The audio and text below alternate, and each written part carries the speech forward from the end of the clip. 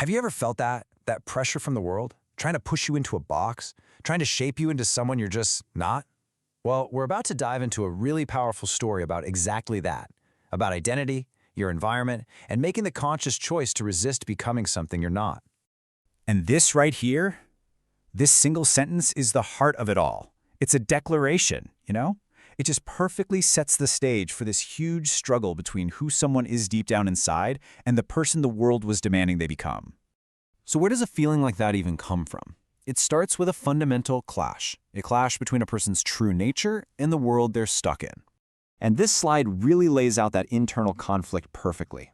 On one side, you have who he really is, a self-described nerd. You know the type. Super analytical, needs to understand every little detail before making up their mind. But on the other side, his environment forced him into this totally different role, the role of a fighter, something he never ever wanted. And what's wild is that the fighting wasn't about real disrespect or some big disagreement. Nope, it came from this culture of, well, baseless hate. Just imagine having to constantly look over your shoulder, ready to defend yourself just because a rumor got started, or because some group of people decided they didn't like you without ever even speaking to you.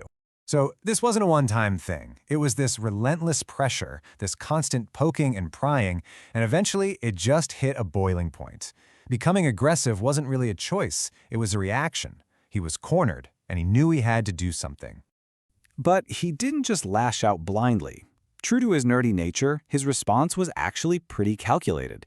He started learning martial arts from friends. And because he's that analytical guy, he picked it up fast. He basically equipped himself with a new tool for self-defense. It was pure adaptation for survival. But here's the thing about a tool for defense. It can be easily misunderstood by everyone else.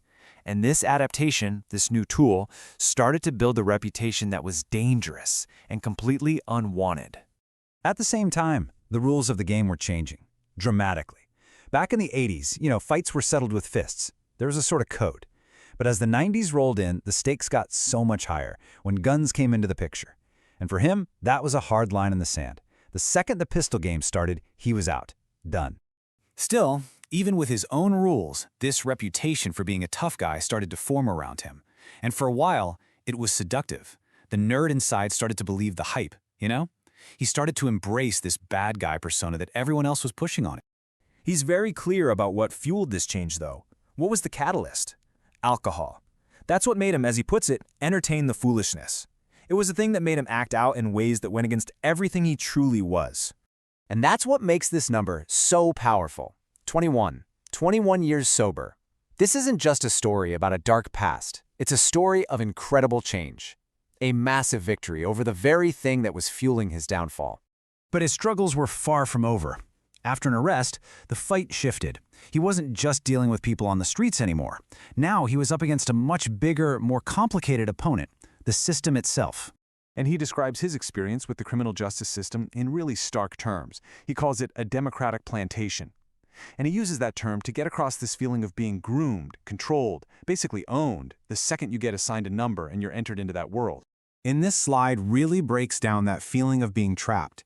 He talks about how the system used his creative work for free, how job opportunities he was qualified for were just denied, and how wages were kept low. The message he got, loud and clear, was, "You can't win." This quote just captures that feeling of permanence so well. It wasn't a temporary thing. It was like a new identity was stamped on him by the system, an identity that he felt like he would carry forever, unless he could somehow just break free.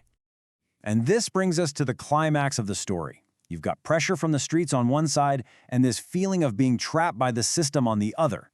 It all led to this one profound moment of internal choice. This is it. This is his declaration of independence, a flat-out refusal. After all the poking, all the fighting, the reputation, the system, he finally draws a line. He explicitly rejects the role of the monster that it seems like everyone wanted him to become. And that defiance led to this huge realization. He understood that you can't win a rigged game by playing by its rules. The only way to truly win, to preserve who he was to get up and walk away from the whole game. He had to leave. So the final chapter here is all about that escape and the healing that comes after. It's about what happens after you decide to just leave the game behind. And the results of leaving, they couldn't be clearer. He describes his old environment in California as completely chaotic. But after moving, he says he felt 100% better. He's not just talking about feelings either. He describes it as his whole nervous system finally calming down. But that old anxiety, it doesn't just vanish. So now, he channels it. He turns it into something productive. All of his creative work, that's not just a hobby. It's his therapy. It's how he processes everything he's been through and builds a new life. And that really brings us to the final and most important takeaway. His story is this incredible testament to the power of personal choice, even under immense pressure. So it leaves us with a big question to reflect on. In your own life, when your world tries to make you a monster, who do you choose to become?